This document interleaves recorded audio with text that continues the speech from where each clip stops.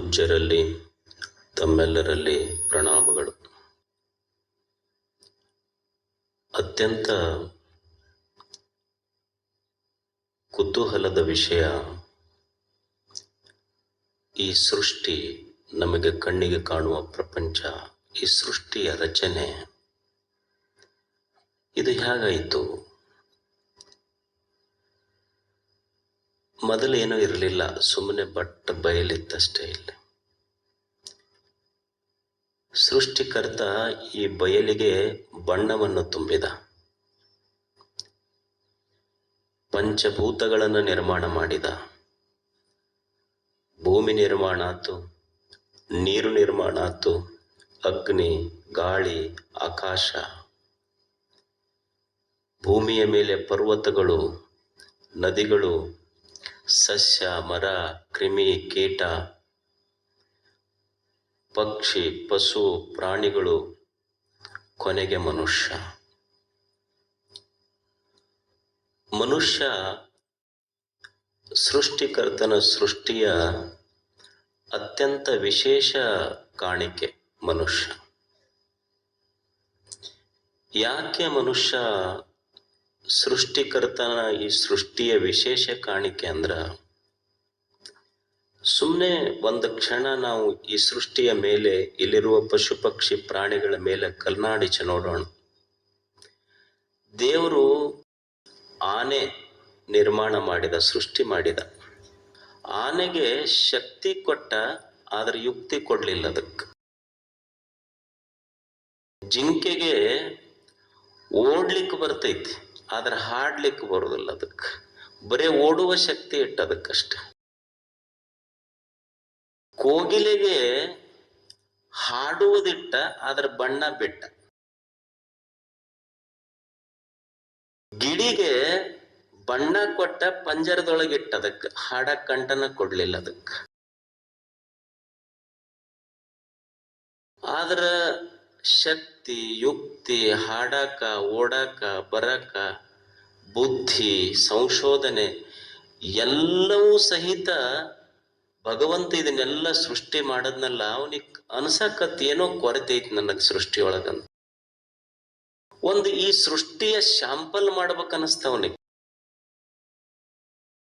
ಈಗ ನೀವು ಹಂಪಿಗೆ ಹೋಗ್ತೀರಿ ಅಥವಾ ಬಿಜಾಪುರ ಗೋಲ್ ಗುಮ್ಮಟ ನೋಡಕ್ ಹೋಗ್ತೀರಿ. ಅದನ್ನ 100 ಎಕರೆ ಹಂಪಿ ಯಾರು ನೋಡಕ್ ಸಾಧ್ಯ ಐತಿ? ಈಗ ವಯಸ್ಸಾದವ್ರಿಗೆ ಏನ್ ಮಾಡ್ತಾರಂದ್ರ, ಅಲ್ಲೊಂದು ಮ್ಯೂಸಿಯಂ ಮಾಡ್ಯಾರ. ಇದು 100 ಎಕರೆ ಹಂಪಿಯನ್ನ ಯಾರು ನೋಡಕ್ ಬರುದಿಲ್ಲ. ಈ ಮ್ಯೂಸಿಯಂ ನೋಡಿಬಿಟ್ರೆ 100 ಎಕರೆ ಹಂಪಿ ಅದ್ರಾಗ ಹೆಂಗ್ ಕಾಣ್ತೈತಿ ಅಂತೀವೋ, ಹಂಗ ಎಲ್ಲ ಪಶು ಪಕ್ಷಿ ಪ್ರಾಣಿಗಳಲ್ಲಿರುವ ವಿಶೇಷ ಗುಣವನ್ನಿಟ್ಟು ಒಂದು ಏನ್ ನಿರ್ಮಾಣ ಮಾಡದ್ನಲ್ಲ, ಅದು ಮನುಷ್ಯ. ಇದು ಸೃಷ್ಟಿಯ ಇದೊಂದು ಸಣ್ಣ ಮ್ಯೂಸಿಯಂ ಇದ್ದಂಗ ಮನುಷ್ಯ ಅಂದ್ರ. It is A sample of museum. ಒಂದು ಮ್ಯೂಸಿಯಂ ಇದ್ದಂಗ ಸೃಷ್ಟಿಯೊಳಗೆ ನೀವು ಅನ್ನೋದಿಲ್ಲ, ಯಥಾ ಬ್ರಹ್ಮಾಂಡ ತಥಾ ಪಿಂಡಾಂಡ. ಈ ದೇಹದೊಳಗ ಸೂರ್ಯನ ಬೆಳಕಿದೆ, ಸಮುದ್ರದ ನೀರಿದೆ, ಪ್ರಾಣಶ್ಯ ಪ್ರಾಣವಾದ ವಾಯು ಪ್ರಾಣ ಇದೆ, ಆಕಾಶ ಇದೆ, ಬಯಲಿದೆ. ಏನಿಲ್ಲ ಹೇಳಿ, ಹೊರಗೆ ಜಗತ್ತಿನೊಳಗೆ ಏನಿದೆ ಅದೆಲ್ಲವೂ ಇದೆ. ಇದೊಂದು ಅಂಥ ಅದ್ಭುತ ಜೀವನ ದೇವರು ನಮಗ್ ಕೊಟ್ಟ. ಅರವಿಂದರು ಇದಕ್ ದಿ ಲೈಫ್ ಡಿವೈನ್ ಅಂತ ಕರೆದ್ರವ್ರು. ಇದು ಮನುಷ್ಯನ ಜೀವನ, ಇದೊಂದು ದಿವ್ಯ ಜೀವನ. ಇದು ಯಾಕೆ ಮನುಷ್ಯನ ಜೀವನ ದಿವ್ಯ ಜೀವನ ಅಂದ್ರೆ, ಒಂದು ನಾಯಿಯಾಗಿ ಹುಟ್ಟಿತು ಅಂದ್ರೆ ಅದು ಸಾವು ಸಹಿತ ನಾಯಿಯಾಗಿನೇ ಸಾಯ್ತೈತದ. ಒಂದು ಕತ್ತೆಯಾಗಿ ಹುಟ್ಟಿದ್ರೆ ಸಾವು ಸಹಿತ ಕತ್ತೆಯಾಗಿನೇ ಸಾಯ್ತೈತಿ. ಒಂದು ಎಮ್ಮೆಯಾಗಿ ಹುಟ್ಟಿದ್ರೆ ಎಮ್ಮೆಯಾಗೆ ಸಾಯ್ತೈತಿ. ಆದ್ರೊಬ್ಬ ಮನುಷ್ಯನಾಗಿ ಹುಟ್ಟಬಹುದು, ಆದ್ರ ಸಾವು ಏನಿದೆ, ಅವ ಬುದ್ಧನಾಗಬಹುದು, ಬಸವನಾಗಬಹುದು, ಎಮರ್ಸನ್ ಆಗಬಹುದು, ಕಾಳಿದಾಸ ಆಗಬಹುದು, ವಾಟ್ ನಾಟ್. ಅದಕ್ಕ ಮನುಷ್ಯನ ಜೀವನ ಏನಿದೆ, ಇದು ದಿ ಲೈಫ್ ಡಿವೈನ್. ಇದು ಬಹಳ ಅದ್ಭುತ ಶ್ರೇಷ್ಠ ಜೀವನ ಮನುಷ್ಯಂದು. ಇಂಥ ಜೀವನಿದ್ರು ಸಹಿತ ದೇವರಿಷ್ಟು ಚಲೋ ಜೀವನ ಕೊಟ್ಟರು ನಮ್ಮದು ಅಳಾದ ಮುಗುದಿಲ್ಲ. ನಮ್ಮದು ಏನ್ರಿ ಜೀವನನ ಹೋತಲ್ಲ, ಇದು ವ್ಯರ್ಥ ಒಂದು ಜೀವನ ಕಳ್ಕೊಂಡು ಅಂತಿರ್ತೀವಿ ನಾವು. ಸುಮ್ಮನೆ ಒಂದು ಸಣ್ಣ ಸಸಿ ಇರ್ತೈತಿ, ಆ ಸಸಿ ನೋಡ್ರಿ ನೀವು, ಆ ಸಸಿ ಒಂದು ಸಣ್ಣ ಸಸಿಗೆ ಅದಕ್ಕೆ ಯಾರೋ ಬಂದು ತುಡಿತಾರ, ಆಡ್ ಬಂದು ತಿಂತಾವ, ಒಮ್ಮೆ ಗಾಳಿ ಜೋರಿಗೆ ಬಂದು ಮುರ್ಕೊಂಡು ಬೀಳ್ತೈತಿ. ಅದಕ್ಕೇನು ಯಾರ ಲೈಫ್ ಇನ್ಶೂರೆನ್ಸ್ ಮಾಡಿಸ್ಯಾರ ಇದಕ್ಕೆ ಮುರಿದು ಬಿದ್ರು ಒಂದು ಇನ್ಶೂರೆನ್ಸ್ ಕೊಡ್ಬೇಕಂತ ಹೇಳಿ? ಏನೂ ಇಲ್ಲ. ಮನುಷ್ಯರಿಗೆ ಸ್ವಲ್ಪ ಹೆಚ್ಚು ಕಡಿಮೆ ಆಯ್ತು ಅಂದ್ರೆ ಹ್ಯೂಮನ್ ರೈಟ್ಸ್ ಕಮಿಷನ್ ಅಂತ, ಮಾನವ ಹಕ್ಕುಗಳ ಆಯೋಗ ಅಂತ ಐತಿ, ಇವ್ರಿಗೆ ಯಾಕೆ ತೊಂದರೆ ಆಯ್ತು ಅಂತ ಕೇಳ್ತಾರೆ. ಹಂಗೆ ಪಾಪ ಪ್ಲಾಂಟ್ಸ್ ರೈಟ್ಸ್ ಕಮಿಷನ್ ಅಂತ ಎಲ್ಲರ ಐತೇನು? ಸಣ್ಣ ಸಣ್ಣ ಸಸಿಗಳಿಗೆ ತೊಂದರೆ ಆದ್ರೆ ಏನಾರ, with all insecurities it gross. ಏನೂ ಸೆಕ್ಯೂರಿಟಿ ಇಲ್ಲ ಆದ್ರೂ ಸಹಿತ ಒಂದು ಸಣ್ಣ ಸಸಿ ಬೆಳೆದು ನಿಲ್ತೈತಿ. ಒಂದು ಪಕ್ಷಿ ಐತಿ, ಪಕ್ಷಿ ಅವು ನೋಡ್ರಿ, ಹಿಂಗ ಒಂದು ಎಲ್ಲೋ ಕಟ್ಟಿದ ಗೂಡಿನೊಳಗೆ ಒಂದೆರಡು ಮರಿ ಹಾಕ್ತಾವ, ಒಂದಿಟ್ಟು ಕಾಳ ತಿಂದ ಹಾಡ ಹಾರಕೊಂತ ಎಷ್ಟು ಮಸ್ತ್ ಇರ್ತಾವ. ಏನು ಮನುಷ್ಯರಂಗ ಅವು ಮರಿ ಹಾಕಿದ ಕೂಡ್ಲೆ ಏನು ಹೆಸರಿಡ್ಬೇಕಂತ ಹೇಳಿ ಇಂಟರ್ನೆಟ್ನಾಗ ಹುಡುಕ್ತಾವ. ಹೆಸರಿಡೋದು ಒಂದು ದೊಡ್ಡದು. ಈಗ ಅದು ಅವ್ರು 9 ತಿಂಗಳಿಗೆ ಅವಾಗ ಶುರು ಮಾಡ್ತಾರೆ ಏನು ಹೆಸರಿಡ್ಬೇಕಂತ. ಏನು ಹೆಸರಿಡ್ಬೇಕಂತ ಐತ, ಏನು ತೊಟ್ಲ ಬಟ್ಲ ತರವ್ರು ಬರೋವ್ರು ಅಂತದಾರ, ಏನು ಯಾವ ಇಂಗ್ಲೀಷ್ ಮೀಡಿಯಮ್ಗೆ ಹಾಕಬೇಕು ಕನ್ನಡ ಮೀಡಿಯಮ್ ಅಂತ ಐತ, ಏನು ಇವಕ್ಕೆ FD ಮಾಡ್ಬೇಕು ಇವ್ರ ಹೆಸರಲ್ಲೇ ಇದನ್ನು ಮಾಡ್ಬೇಕಂತ ಐತ. ಏನೂ ಇಲ್ಲ. ಏನೂ ಇಲ್ಲದ ಪಕ್ಷಿಗಳು ಎಷ್ಟು ಹಾಡ್ಕೊಂತಿರ್ತಾವಲ್ಲ. ಇವನಿಗೆಲ್ಲ ಚಲೋ ಜೀವನ ಕೊಟ್ಟಾನ.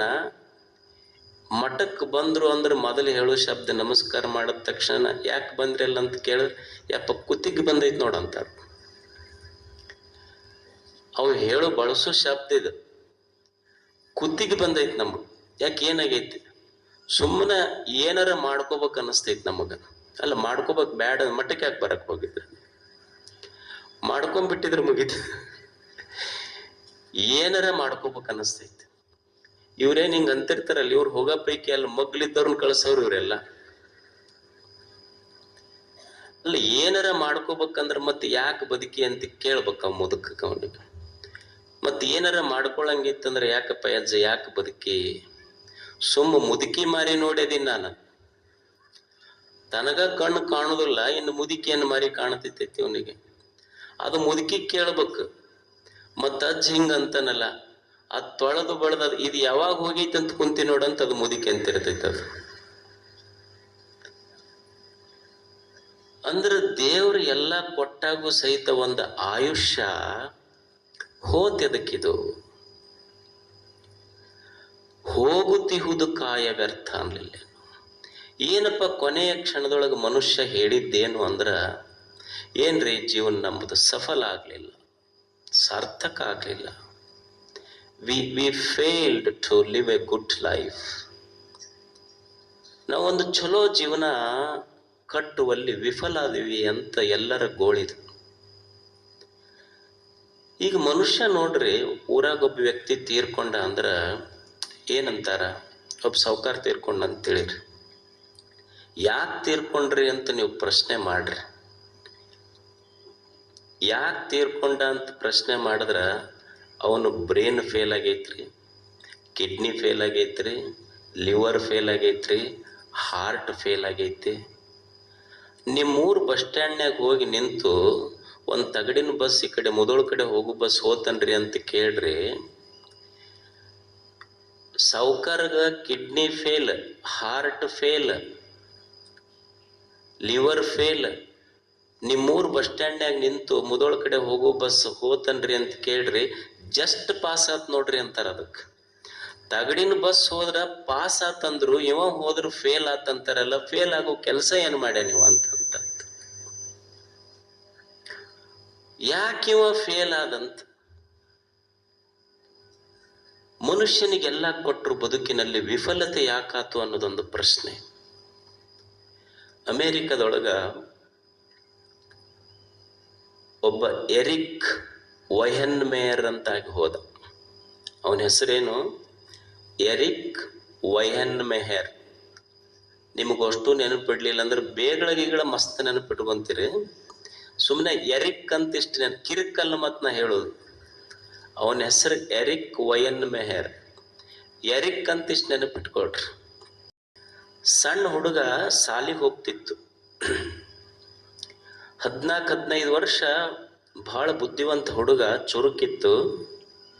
ಎಲ್ಲ ಫ್ರೆಂಡ್ಸ್ ಜೊತೆ ಓದೋದು, ಆಟ ಆಡೋದು ಎಲ್ಲ ಮಾಡ್ತಿತ್ತು.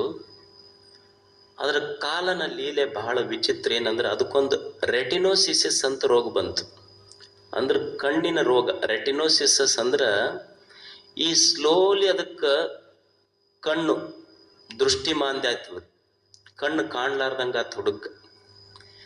ಎಲ್ಲರ ಜೊತೆ ಆಡ್ತಿತ್ತು, ಓಡ್ತಿತ್ತು, ಕೂಡ್ತಿತ್ತು. ಯಾವಾಗ ಕಣ್ಣು ಕಾಣ್ಲಾರ್ದಂಗ ಆತಲ್ಲ, ಅವಾಗ ಅಪ್ಪ ಹೋಗಿ ಚಿಂತೆಕ್ಕಿಂತ ಹುಡುಗ ಅಳ್ಕೊಂತ ಕುಂತ ಮನ್ಯಾಗ.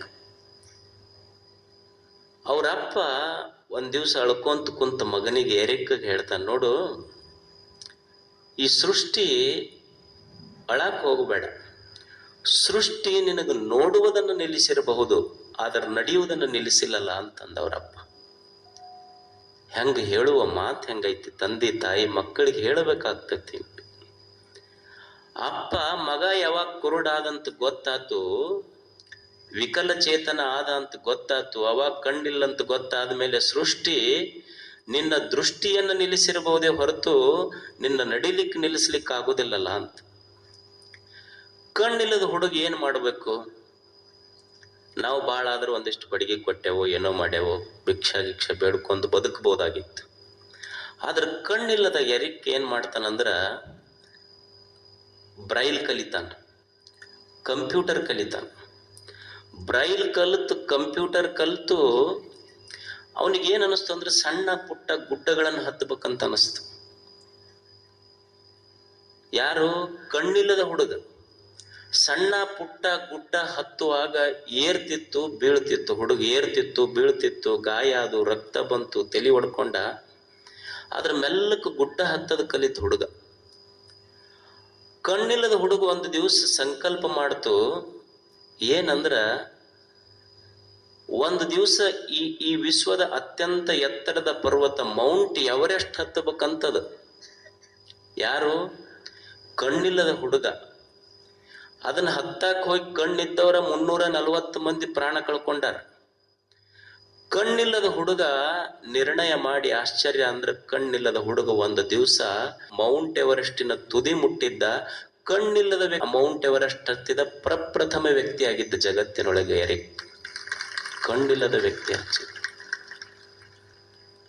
ಕಣ್ಣಿಲ್ಲದ ಮನುಷ್ಯ ಮೌಂಟ್ ಎವರೆಸ್ಟ್ ಹತ್ತಿದ್ರು ಏನೂ ಆಗ್ಲಿಲ್ಲ. ನಮ್ಮ ಬಚ್ಚಲ್ದಾಗ ಜಾರ್ಕೊಂಡ್ ಬೀಳ್ತಾವ ಹೊಸು. ನೀವು ಆರ್ಥೋಪೆಡಿಕ್ ದವಾಖಾನೆಗೆ ಹೋಗ್ರಿ, ಯಾಕ್ರಿ ಕಾಲ್ ಬಚ್ಚಲ್ದಾಗ ಜಾರ್ಕೊಂಡು ಬಿದ್ದಿದ್ದು ಹೊಸು. ಅವ ಹಿಮಾಲಯಕ್ಕೆ ಕಣ್ಣಿಲ್ಲದ ಮನುಷ್ಯ ಹಿಮಾಲಯ ಹತ್ತಿತ್ತು, ಮೌಂಟ್ ಎವರೆಸ್ಟ್. ಅವನಿಗನ್ನಿಸ್ತು, ಬರೇ ಒಂದೇ ಪರ್ವ ಹತ್ತದ್ರೆ ಹೆಂಗ? ಜಗತ್ತಿನೊಳಗೆ ಇಂಥವು ಎಷ್ಟೆಷ್ಟು ಎತ್ತರದ ಪರ್ವತಗಳದವ, ಎಲ್ಲ ಹತ್ತಬೇಕಂದವ. ಆಶ್ಚರ್ಯ ಅಂದ್ರೆ ಮೌಂಟ್ ಎವರೆಸ್ಟಿನಂಗ ಜಗತ್ತಿನೊಳಗೆ 7 ಪರ್ವತಗಳದವ. ಕಣ್ಣಿಲ್ಲದ ವ್ಯಕ್ತಿ 7 ಪರ್ವತಗಳನ್ನ ಹತ್ತಿ ಮುಟ್ಟಿದ್ದ. 7 ಪರ್ವತಗಳನ್ನ ಹತ್ತಿದ ಕಣ್ಣಿಲ್ಲದ ಏಕೈಕ ವ್ಯಕ್ತಿ ವಿಶ್ವದೊಳಗಂದ್ರ ಎರಿಕ್ ವಯನ್ ಮೆಹರ್. ಈ 25 ವರ್ಷಗಳಲ್ಲಿ ಒಂದು ಪಟ್ಟಿ ಮಾಡಿದ್ರು. 25 ಅತ್ಯಂತ ಪ್ರಭಾವಿ ವ್ಯಕ್ತಿಗಳು ಯಾರು ಅಂತಂದ್ರೆ ಅದರೊಳಗೆ ಎರಿಕ್ನ ಹೆಸರು ಬರ್ತೈತಿ. ಅವನ ಹೆಸರಲ್ಲೇ ಸಿನಿಮಾ ಆಯ್ತು. ಅದ್ರ ಹೆಸರು ಲೈಫ್ ಈಸ್ ಕ್ಲೈಂಬಿಂಗ್. ಎಷ್ಟು ಚಂದ ಹೆಸರು, ಲೈಫ್ ಈಸ್ ಕ್ಲೈಂಬಿಂಗ್. ಅವ ಯಾವಾಗ ಅವನೊಂದು ಸಂಸ್ಥೆ ಕಟ್ಟಿದ, ನೋ ಬ್ಯಾರಿಯರ್ಸ್, ಅಂದ್ರೆ ಅಡೆತಡೆಗಳೇ ಇಲ್ಲಂತ. ನಾವು ಇಷ್ಟು ಊರ್ ಬಿಡ್ಬೇಕಾದ್ರ ಈ ವಾರ ಚಲೋ ಐತೋ ಇಲ್ಲೋ, ರಾವು ಕಾಲ ಐತೋ, ಗುಳಿ ಕಾಲ ಐತೋ, ಯಮಗಂಡ ಕಾಲ ಐತೋ, ಇವನ ಅದನ್ನ ಯಮಗಂಡ ಕಾಲ ಇದ್ದಂಗ, ಅದೇನು ಕಾಲ್ ಚಲೋನ ಐತಿ. No barriers. ಕಣ್ಣಿಲ್ಲಾರದ ವ್ಯಕ್ತಿ ಬದುಕಿಗೆ ವಿಘ್ನಗಳೇ ಇಲ್ಲ ಅಂತ ಸಾರಿಬಿಟ್ಟ. ಅವ ಕೊನೆಗೊಂದು ಲೈನ್ ಬರಿತಾನ. ಕಣ್ಣಿಲ್ಲದ ವ್ಯಕ್ತಿ ಜಗತ್ತಿಗೆ ಪಾಠ ಮಾಡಿದ್ದು ಏನು ಅಂದ್ರ, ಹತ್ತಿದ್ದು ದೇಹ ಅಲ್ಲ, ಒಳಗಿನ ಸ್ಪಿರಿಟ್ ಸ್ಫೂರ್ತಿ ಬೇಕು ಹತ್ತಬೇಕಾದ್ರೆ. ದೇಹ ಹತ್ತಿಲ್ಲ, ನನ್ನೊಳಗಿನ ಸ್ಫೂರ್ತಿ ಮೌಂಟ್ ಎವರೆಸ್ಟ್ ಹತ್ತಿದೆ. ಮನುಷ್ಯ ಬದುಕಬೇಕಾದ್ರೆ ಜೀವನದಲ್ಲಿ ಸ್ಫೂರ್ತಿ ಬೇಕು ಅಂತ. ವಿಫಲತೆ ಅನ್ನೋದು, ಸೋಲ್ ಅನ್ನೋದು ಇರ್ತದೆ ಜೀವನದಲ್ಲಿ. ಕಣ್ಣಿಲ್ಲದ ವ್ಯಕ್ತಿ ಕಣ್ಣಿದ್ದವರಿಗೆ ಮಾಡಿದ ಪಾಠ ಏನು ಅಂದ್ರೆ, ವಿಫಲತೆ ಅನ್ನೋದು ಇರ್ತದೆ ಜೀವನದಲ್ಲಿ, ಸೋಲ್ ಅನ್ನೋದು ಇರ್ತದೆ. ಆದರೆ ನಮ್ಮ ಪ್ರಯಾಣದಲ್ಲಿ ಬರುವ ತಾಣಗಳು, ಸ್ಥಳಗಳೇ ಹೊರತು ಅದು ಗುರಿ ಅಲ್ಲ. ಅವು ಬರ್ತಿರ್ತಾವ. ಮನುಷ್ಯ ಮೆಟ್ಟಿ ನಿಂತು ಒಂದು ದಿವಸ ಗುರಿ ಮುಟ್ಟಬೇಕು ಅಂತ ಎರಿಕ್ ವಯನ್ ಮೆಹರ್ ಹೇಳ್ತಾನೆ. ಎಂಥ ಬದುಕು ಕಟ್ಟಿದ್ರಲ್ಲ ಕಣ್ಣಿಲ್ಲದ ಮನುಷ್ಯ ಮೌಂಟ್ ಎವರೆಸ್ಟ್ ಹತ್ತುವ ಸಂಕಲ್ಪ ಮಾಡಬೇಕಾದ್ರೆ ಅವನೊಳಗಿನ ಸ್ಫೂರ್ತಿ ಅಂಥದ್ದಿರಬೇಕು. ಅಂದ್ರೆ ನಮ್ಮೆಲ್ಲರ ಅಪೇಕ್ಷೆನೂ ಐತಿ, ನಾವು ಜೀವನದಲ್ಲಿ ಸಫಲರಾಗಬೇಕು. ವಿಫಲತೆ ಬೇಕಂತ ಯಾರ್ಯಾರು ಬಯಸ್ತೀವಿ?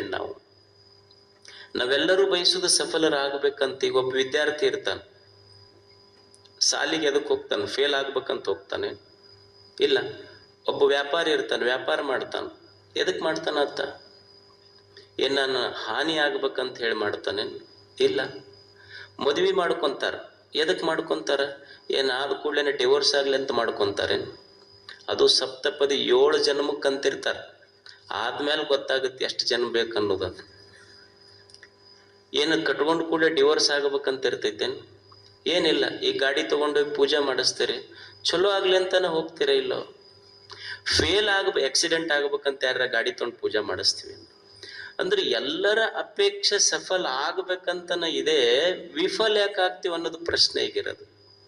ಸೋಲ್ ಯಾಕೆ ಆಗ್ತದೆ ಜೀವನದಲ್ಲಿ? ನಾವು ಒಂದು ಸಫಲ ಜೀವನ, ಯಶಸ್ವಿ ಜೀವನ ಸಾಗಿಸ್ಬೇಕಂತ ಎಲ್ಲರಲ್ಲಿ ಇದ್ರೂ ಸಹಿತ ಮನುಷ್ಯ ವಿಫಲ ಯಾಕೆ ಆಗ್ತಾನೆ ಜೀವನದಲ್ಲಿ? ಈಗ ಯಾವ ವಿದ್ಯಾರ್ಥಿಗೂ ಸಹಿತ ನಾ ಫೇಲ್ ಆಗ್ಬೇಕಂತ ಇರ್ತೈತೇನೋ? ಯಾರಿಗೆ ಫೇಲ್ ಆಗ್ಬೇಕಂತ ಸಾಲಿಗೆ ಹೋಗಿವೇನು ನಾವು? ಮತ್ತೆ ಚಲೋ ಗುರುಗಳ ಹತ್ರ ಹೋಗಿ ಅಕ್ಷರಾಭ್ಯಾಸ ಮಾಡಿಸಿ ಚಲೋ ಮುಹೂರ್ತ ನೋಡಿ ಸಾಲಿಗೆ ಹಚ್ಚಿ ಫೇಲ್ ಆಗ್ತಾರ ಇಲ್ಲ ಹುಡುಗರು? ಅಪ್ಪು ಊರಿಗೆ ಹೊಂಟಿದ್ನಂತ. ಅವ್ರ ದೋಸ್ತ್ ಬಂದಿದ್ದು ಕರ್ಕೊಂಡು ಹೋಗಕ್ ಗಾಡಿ ತಗೊಂಡು. ಮಗನ ಕರೆದ ಕೂಡ್ಲೆ ಕಪಾಳ ಕೊಡದ ಅವ್ರ ಅಪ್ಪಗ್, ಮಗಗ. ಅವ್ರ ಫ್ರೆಂಡ್ ಅಂದ, ಯಾಕೆ ಹೊಡೆದೆ ಅಂದ. ಇಲ್ಲ, ನಾಳೆ ನಾ ಊರಾಗಿರುವುದಿಲ್ಲ. ಅವ್ರ ಫ್ರೆಂಡ್ ಅಂದ, ಅಲ್ಲಿ ನಾಳೆ ಊರಾಗಿರ್ಲಿಲ್ಲ ಅಂದ್ರೆ ಏನಾಯ್ತು? ಇಲ್ಲ, ನಾಳೆ ಅವ್ನ ರಿಸಲ್ಟ್ ಐತಿ. ಅಲ್ಲ, ನಾಳೆ ರಿಸಲ್ಟ್ ಇದ್ರೆ ಏನಾಯ್ತು? ಇಲ್ಲ, ಅವ್ನು ಪಕ್ಕ ಫೇಲ್ ಆಗ್ತಾನ ಅನ್ನೋದು ಗೊತ್ತೈತಿ, ನಾಳೆ ಇರುವುದಿಲ್ಲ, ಅದಕ್ಕೆ ಇವತ್ತ ಮುಗಿಸ್ಕೊಂಡು ಹೊಂಟಿ ನಾನಂದು. ಅಂದ್ರೆ ನಮಗಿಷ್ಟು ಪಕ್ಕ ಅಡ್ಮಿಷನ್ ಮಾಡಿಸೋ ದಿವ್ಸನ ಹಿಂಗೆ ಗೊತ್ತಾದ್ರೆ ಹೆಂಗ? ಯಾರು ನಾವು ಫೇಲ್ ಆಗ್ಲಿ ಅಂತ ಸಾಲಿಗೆ ಹಚ್ಚಿವೇನು ಮಕ್ಕಳಿಗೆ? ಅಥವಾ ನಾವು ಅಡ್ಮಿಷನ್ ಮಾಡಿ ಪಾಸ್ ಆಗಬೇಕಂತನ ಹಚ್ಚಿ? ಮದುವೆ ಮಾಡಿಕೊಂಡಿದ್ದು love at first sight, divorce at first fight.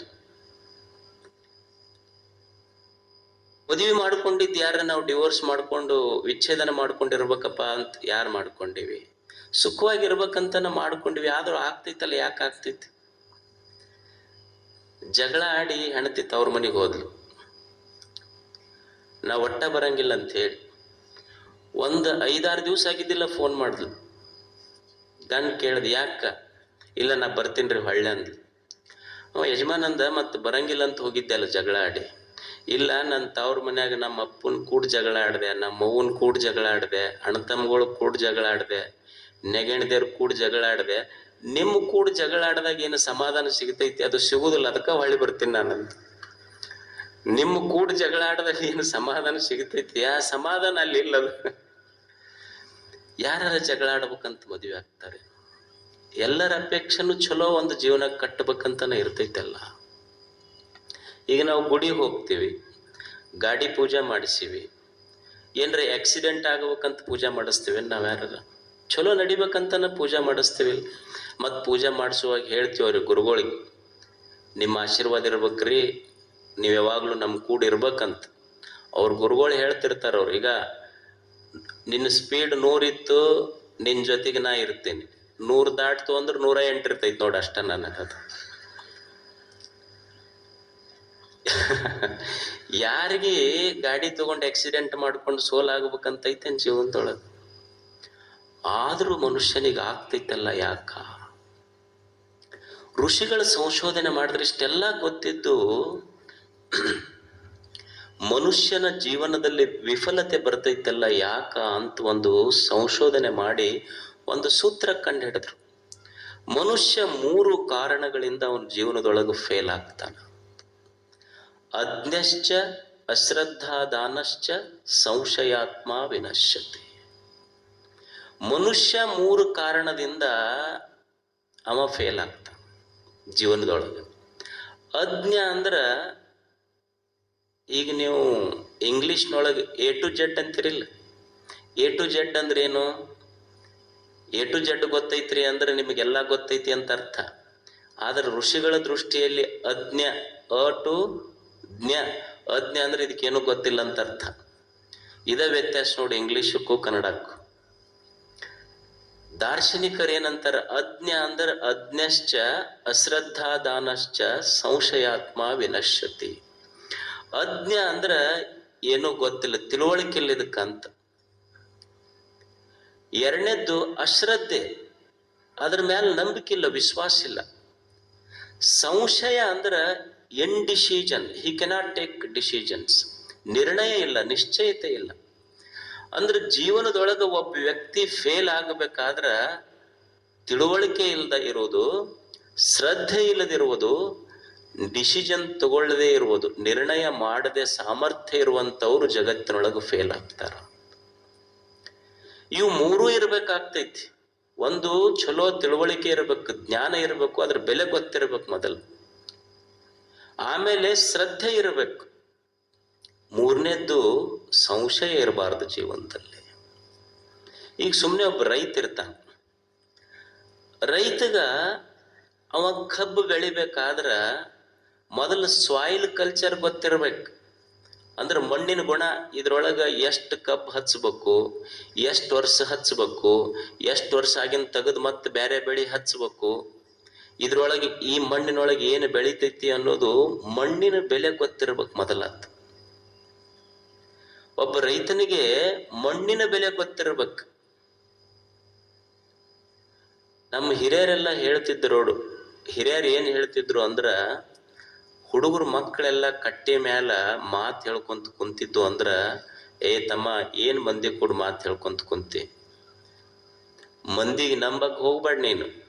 ಅಪ್ಪ ಯಜಮಾನ ರೈತ ಇದ್ದಂದ್ರೆ ಏನ್ ಹೇಳ್ತಿದ್ದ ನೋಡು, ಮಂದಿಗೆ ನಂಬಿ ಕೆಟ್ಟವ್ರು ಅದಾರ, ಮಣ್ಣಿಗೆ ನಂಬಿ ಕೆಟ್ಟವ್ರಿಲ್ಲ ಅಂತ ಹಳ್ಳಿಯಾಗ ಹೇಳಿಲ್ಲ ನೆಷ್ಟು ಜನ ಹಿರಿಯರು. ಮಣ್ಣಿಗೆ ನಂಬಿ ಕೆಟ್ಟವ್ರು ಯಾರೂ ಇಲ್ಲ, ಮಣ್ಣಿನ ಗುಣ ಗೊತ್ತಿರ್ಬೇಕು ಮೊದಲು. 1ನೇದ್ದೇನು, ಒಬ್ಬ ರೈತ ಆದವನಿಗೆ ಈ ಮಣ್ಣೊಳಗೆ ಏನು ಬೆಳಿತೈತಿ ಅನ್ನೋದು ಗೊತ್ತಿರ್ಬೇಕು, ತಿಳುವಳಿಕೆ ಇರಬೇಕು, ಮಣ್ಣಿನ ಬೆಲೆ ಗೊತ್ತಿರ್ಬೇಕು. 2ನೇದ್ದು, ನಾನು ಒಂದು 5 ಗುಣಿಕಿ ಏನಂತೀರವ್ ನೀವು, ಮುರಿತಿರ್ಲಿ, ಇಷ್ಟು ಇಡ್ತಿರಲ್ಲ ಕಬ್ಬ, ಹಿಂಗ ಒಂದು 5 ಗುಣಿಕಿ ಇಟ್ರ ಶ್ರದ್ಧಾ ಇರ್ಬೇಕು. ಏನು ಅಂದ್ರ, ಒಂದು 5 ಕಾಳನ ಭೂಮಿ ತಾಯಿ ಉಡ್ಯಾಗ ಹಾಕದ್ರ ಭೂಮಿ ತಾಯಿ ಮುಂದಿನ ವರ್ಷನ ಅದ್ರಾಗ 50 ಕ್ವಿಂಟಲ್ ನನ್ನ ಮನಿ ತುಂಬತಾಳ ಅನ್ನೋ ಶ್ರದ್ಧಾ ಇರ್ಬೇಕು ಮೊದಲು. ಈ ಶ್ರದ್ಧೆ ಇಲ್ಲದೆ ಹಿಂಗ ಒಂದು 4 ಕಾಳು ಹಾಕದ 1 ತಾಸು ಬಿಟ್ಟು ಬಂದೈತೋ ಇಲ್ಲೋ ಅಂತ ಹೋದ್ರೆ ಹೆಂಗ? ಶ್ರದ್ಧಾ ಇರ್ಬೇಕು. 3ನೇದ್ದು ಸಂಶಯ ಇರಬಾರ್ದು. ಏನಪ್ಪ ಈ ವರ್ಷ ಕಬ್ಬು ಹಚ್ಚಾಕ ಎಕರೆಕ ಒಂದು 30-40 ಸಾವಿರ ರೂಪಾಯಿ ಖರ್ಚೈತಿ, ಮತ್ತು 1 ಎಕರೆ ಕಬ್ಬು ಹಚ್ಚಕ್ 30-40 ಸಾವಿರ ರೂಪಾಯಿ ಖರ್ಚು ಮಾಡೋ ಬದ್ಲಿ ಇದ 30 ಸಾವಿರ ರೂಪಾಯಿ ಇದಕ್ಕೆ ಕಬ್ಬಿಗೆ ಹಚ್ಚಕ್ ಉಪಯೋಗ ಮಾಡ್ಲೋ, ಅಕಸ್ಮಾತ್ ಒಂದು ನಂಬರ್ ಹಚ್ಚಿದ್ರು ಒಮ್ಮೆ ಜಾಸ್ತಿ ಬಂತಂದ್ರೆ ಜಾಸ್ತಿ ಬರ್ತೈತಲ್ಲ ಅಂದ್ರ ಸಂಶಯ ಬಂದ್ರೆ ಏನ್ ಮಾಡ್ಬೇಕು?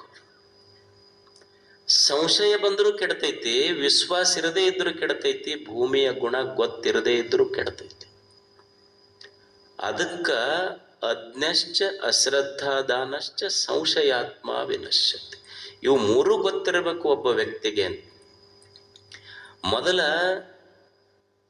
ಬೆಲೆ ಗೊತ್ತಿರಬೇಕು. ಎದರದು?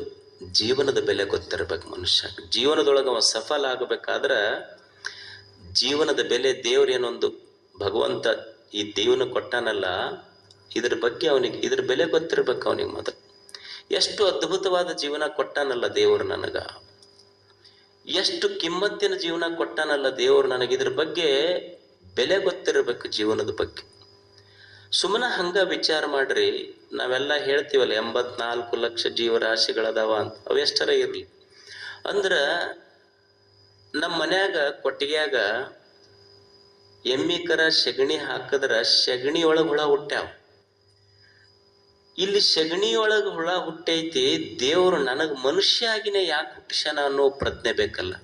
ಅದು ನನ್ನ ಎದುರಿಗೆ ಸಗಣಿಯೊಳಗೆ ಹುಳ ಆಗಿ ಹುಟ್ಟೈತಿ, ನನಗೆ ದೇವರು ಮನುಷ್ಯ ಜನ್ಮವನ್ನೇ ಯಾಕೆ ಕೊಟ್ಟ? ಈಗ ನಿನ್ನ ಮನ್ಯಾಗ ನಿನ್ನ ಆಕಳ ಕರುವಿಗೆ ಮುಸ್ರಿ ನೀರು ಕುಡಿಸ್ತಿ. ನೀನು ಬೆಳಿಗ್ಗೆದ್ದು ಕಾಫಿ, ಹಾರ್ಲಿಕ್ಸ್ ಮತ್ತೇನು ಕುಡಿತೀರಿ? ಕಾಫಿ ಕುಡಿತೀರಿ, ಹಾರ್ಲಿಕ್ಸ್ ಕುಡಿತೀರಿ, ಬೋರ್ನ್ವಿಟಾ ಕುಡಿತೀರಿ.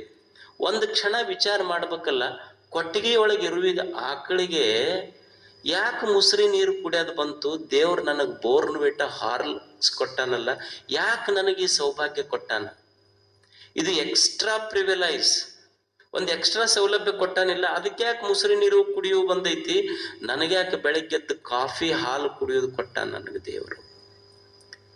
ಈಗ ಬೆಳಿಗ್ಗೆದ್ದು ನೀ ಡೈನಿಂಗ್ ಟೇಬಲ್ ಮೇಲೆ ಕುಂತಿ, ಡೈನಿಂಗ್ ಟೇಬಲ್ ಮೇಲೆ ಕುಂತಾಗ ನಿನಗೆ ಊಟಕ್ಕೆ ಇಡ್ಲಿ ತಗೊಂಡು ಬಂದಾರ, ಬಿಡಿಸಿ ದೋಸೆ ತಗೊಂಡ್ ಬಂದಾರ.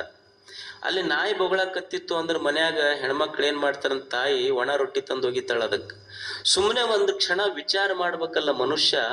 ನನ್ನ ಎದುರಿಗೆ ಕುಂತ ನಾಯಿ ನಾನು ಎರಡು ಎಟ್ಟೆ ಟೈಮ ಊಟ ಮಾಡಾಕತ್ತೀವಿ, ಅದಕ್ಕೆ ಯಾಕೆ ಒಣ ರೊಟ್ಟಿ ಅದಕ್ಕೆ ಬಿತ್ತು, ಬಿಸಿ ದೋಸೆ ಇಡ್ಲಿ ನನಗ್ಯಾಕೆ ಕೊಟ್ಟಾನ ದೇವ್ರು ಅನ್ನೋದು ಒಂದ್ಸಲ ವಿಚಾರ ಮಾಡ್ಬೇಕಲ್ಲ ಮನುಷ್ಯ. ಇದು ಎಕ್ಸ್ಟ್ರಾ ವಿಶೇಷ ಸೌಲಭ್ಯ ನನಗ ಯಾಕೆ ಕೊಟ್ಟ ದೇವ್ರು ಅನ್ನೋದು ಸ್ವಲ್ಪ ವಿಚಾರ ಮಾಡ್ಬೇಕಲ್ಲ ಮನುಷ್ಯ. ಈ ಒಂದು ಕಾಗೆ ಐತಿ, ಒಂದು ಒಣ ರೊಟ್ಟಿಗೆ ಎಷ್ಟು ಮಂದಿ ಮನಿ ಕಾ ಕಾ ಕಾ ಅಂತ ಹೇಳಿ ಎಷ್ಟು ಮನಿ ಮೇಲೆ ಅಡ್ಡಾಡ್ತೈತೆ ಇಲ್ಲದು. ಒಂದು ಒಣ ರೊಟ್ಟಿಗೆ ಅದು ಇಷ್ಟೆಲ್ಲ ಅಡ್ಡಾಡ್ತೈತಿ. ನನಗೆ ಯಾರ್ಯಾರು ಒಬ್ರು ಮನಿಗೆ ಬಂದು ನನಗೆ ಇನ್ವಿಟೇಷನ್ ಕೊಟ್ಟು ಪಾನಿಪುರಿ ತಿನ್ನಿಸ್ತಾರ, ವಡಾ ಪಾವ್ ತಿನ್ನಿಸ್ತಾರ, ಏನೇನವೆಲ್ಲ ಬರ್ತಾವಲ್ಲ, ಕರ್ಕೊಂಡೋಗಿ ಹೋಳಿಗೆ ಹುಗ್ಗಿ ಊಟ ಮಾಡಿಸ್ತಾರ. ಅದಕ್ಕೆ ಹೋದ್ರ ಕಲ್ಲು ಒಗಿತಾರ. ನನಗೆ ಕರೆದು ಉಣಿಸುವ ಸೌಭಾಗ್ಯ ಕೊಟ್ಟಾನಲ್ಲ, ಯಾಕೆ ಕೊಟ್ಟ ದೇವರಿದು? ಇದು ಗೊತ್ತಿತ್ತು, ನೀನು ತಿಳುವಳಿಕೆಯಸ್ತ. ಅಕಸ್ಮಾತ್ ಇದು ನಿನಗೆ ಗೊತ್ತಿಲ್ಲ ಅಂದ್ರೆ ನೀನು ಅಜ್ಞ. ಗೊತ್ತಿರ್ಬೇಕು ಮನುಷ್ಯನಿಗೆ ಜೀವನದ ಬೆಲೆ. ಬರೇ ಜೀವನದೊಳಗೆ ತಪ್ಪು ಮಾಡ್ಕೊಂತ ಹೋಗೋದಲ್ಲ.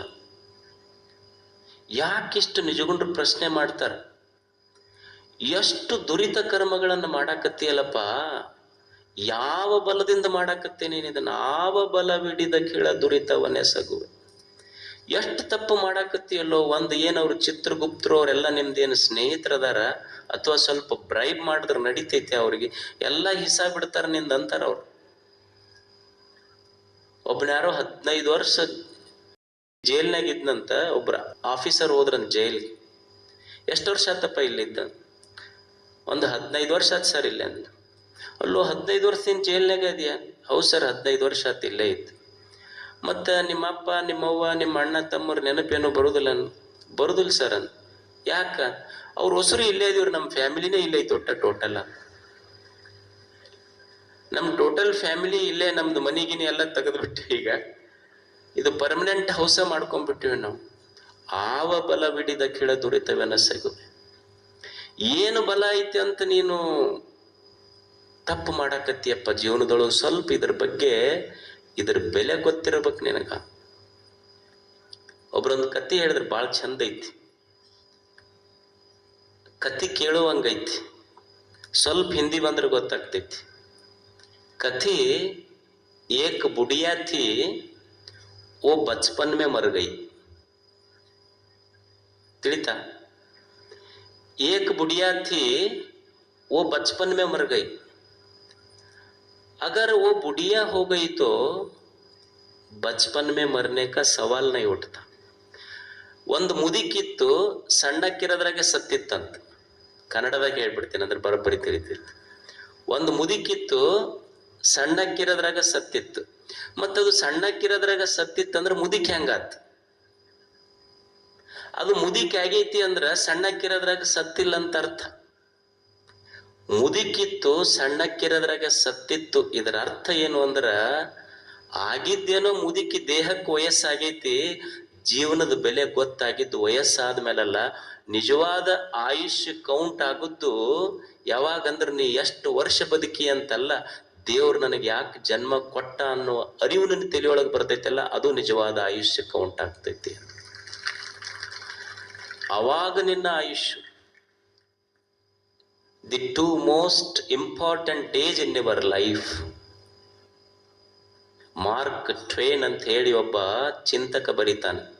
The two most important days in your life are, the first is the day when you are born, and second is the day when you find out Y.